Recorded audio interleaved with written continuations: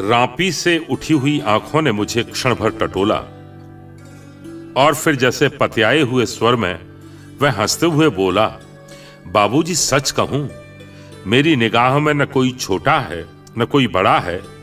मेरे लिए हर आदमी एक जोड़ी जूता है जो मेरे सामने मरम्मत के लिए खड़ा है। और असल बात तो यह है कि वह चाहे जो है, जैसा भी है, जहां कहीं है, आजकल कोई आदमी जूते की नाप से बाहर नहीं है।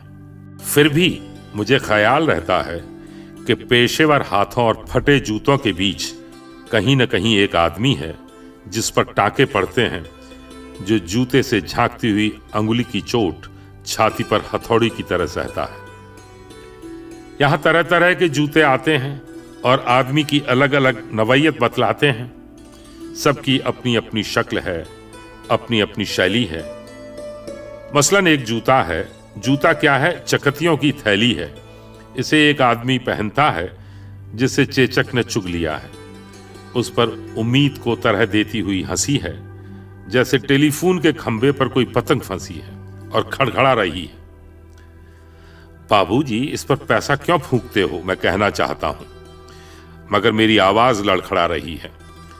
मैं महसूस करता हूं भीतर से एक आवाज आती है, कैसे आदमी हो, अपनी जाति पर थूकते हो। आप यकीन करें, उस समय मैं चकतियों की जगह आंखें टाकता हूं और पेशे में पड़े हुए आदमी को बड़ी मुश्किल से निभाता हूं। एक जूता और है जिसमें पैर को नांद कर एक आदमी निकलता है सैर को। न वह अक्लमंद है, न वक्त का पाबंद है। उसकी आंखों में लालच है, हाथों में घड़ी है। उसे जाना कहीं नहीं है, मगर चेहरे पर बड़ी हड़बड़ी है। वह कोई बनिया है या बिसाती है, मगर रौब ऐसा कि हिटलर का नाती है। इससे बांधो, उससे काटो, यहां ठोको, वहां पीटो, घिस्सा दो, ऐसा चमकाओ, जूते को ऐना बनाओ। उफ, बड़ी गर्मी है। रूमाल से हवा करता है, मौसम के नाम पर भी सूरता है। सड़क पर आतियों जातियों को बानर की तरह घूरता है।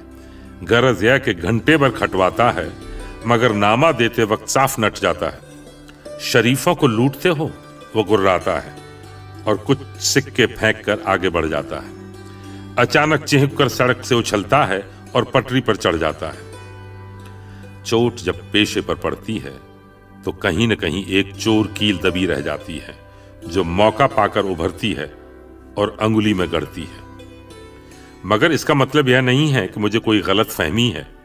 मुझे हर वक्त यह ख्याल रहता है कि जूते और पेशे के बीच कहीं न कहीं एक अदद आदमी है जिस पर टाके पड़ते हैं, जो जूते से झांकती हुई अंगुली की चोट छाती पर हथौड़े की तरह सहता है।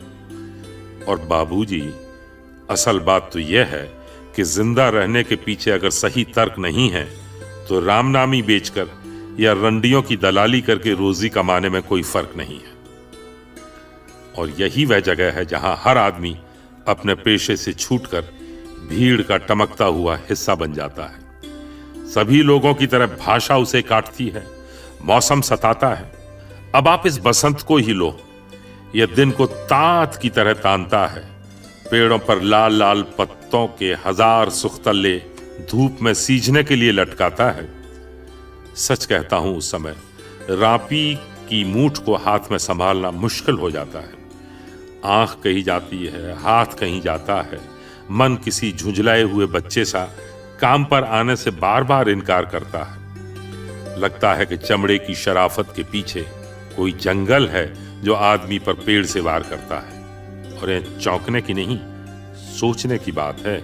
मगर जो जिंदगी को किताब से नापता है, जो असलियत और अनुभव के बीच खून के किसी कमजात मौके पर कायर है, वह बड़ी आसानी से कह सकता है कि यार तू मोची नहीं, शायर है। असल में वह एक दिलचस्प गलत फहमी का शिकार है, जो वह सोचता है कि पेशा एक जाति है और भाषा पर आदमी का नहीं, किसी जाति का अधिकार है। जबकि असलियत यह है कि आग सबको जलाती है, सच्चाई सबसे होकर गुजरती है।